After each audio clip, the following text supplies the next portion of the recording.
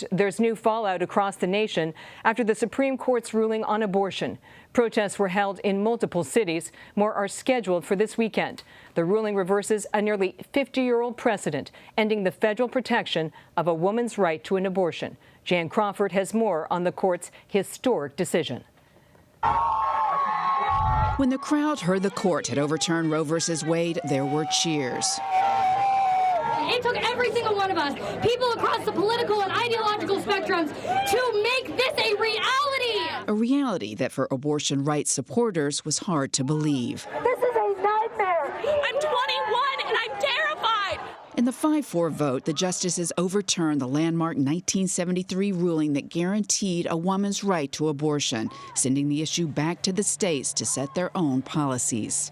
Roe was egregiously wrong from the start. Its reasoning was exceptionally weak, and the decision has had damaging consequences, wrote Justice Samuel Alito in a decision joined by 4 other conservatives.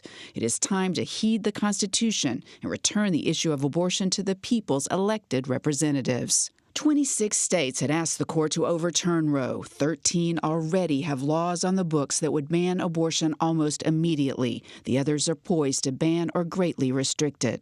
Today, the Supreme Court of the United States expressly took away a constitutional right from the American people. President Biden blasted the decision.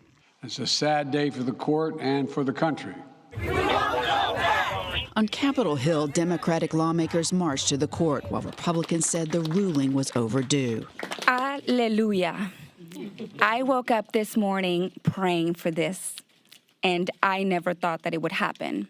Good evening. In a landmark ruling, the Supreme Court today legalized abortions. It took almost 50 years of annual marches for life, political muscle, and justices with a strong conservative legal ideology. Chief Justice John Roberts voted to uphold the 15-week Mississippi abortion ban, but refused to join the majority decision to overturn Roe or a subsequent 1992 opinion. With the court's newest justices, all nominated by former President Trump, there were 5 votes without him. Republican Susan Collins and Democrat Joe Manchin, who voted for Neil Gorsuch and Brett Kavanaugh, said they were duped, with Collins releasing a statement that they were both insistent on the importance of supporting long-standing precedents. But also a factor, the 2020 death of Justice Ruth Bader Ginsburg, a champion of reproductive rights, gave Trump his 3rd nominee, who provided the key 5th vote. The 3 remaining liberals joined in a fiery dissent. Whatever the exact scope of the coming laws, one result of today's decision is certain: the curtailment of women's rights and of their status as free and equal citizens. And Jan Crawford joins me now from the Supreme Court. Jan, what options are available to states to protect and strengthen access to abortion? Well, I mean, the first thing, Catherine, would be don't pass laws that would make abortion illegal. And if you have a law that abortion is going to be illegal, then you're going to have to try to change that. This issue now is going to be up to the state legislatures and the governors. And so those are the people who are going to decide what abortion policy looks like in those states. No longer is the Supreme Court going to be striking down restrictive abortion laws. They're going to leave it up to the states and the voters. Does Friday's decision impact reproductive health care, including contraceptives and fertility treatments?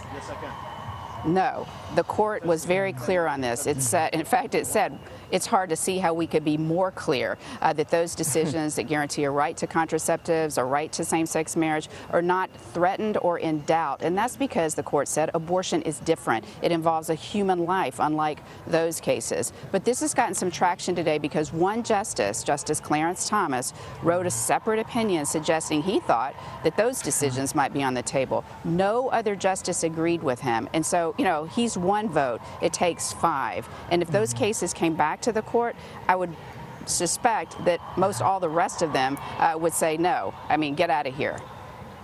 Jan, you covered the Supreme Court for 3 decades. How significant is the dissenting opinion from Justices Breyer, Sotomayor, and Kagan?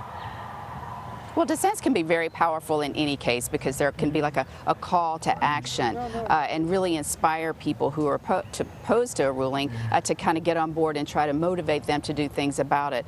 But, you know, what was the most notable was that majority. I mean, for 49 years, Roe versus Wade has been, you know, the law of the land guaranteeing nationwide access to abortion. Conservatives have mounted a campaign, anti-abortion groups have mounted a campaign, marches for life, political muscle, and then an effort to try to get conservative legal thinkers on the Supreme Court who believe the Constitution says nothing about a right to abortion. The court came close in 1992. They were one vote short of overturning Roe then.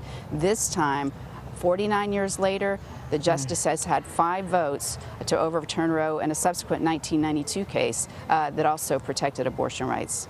Any final thoughts on this historic decision? You know, I think that it's something that I think we really expected, especially after those oral arguments. It seemed like there was pretty clear that there were 5 justices who were going to say that, you know, Roe was wrong from the beginning and it's time to correct it. But I think at the same time you have this sense from everyone that it's hard to believe because it will be a dramatic change. It will affect political campaigns. It will affect kind of just the entire debate over abortion. It'll affect confirmation hearings because no longer will the Supreme Court be here to strike down laws. So you'll have to really work in your states if you don't like the law there. That's where kind of the money, the rubber is going to hit the road, Catherine. Jan Crawford, thank you.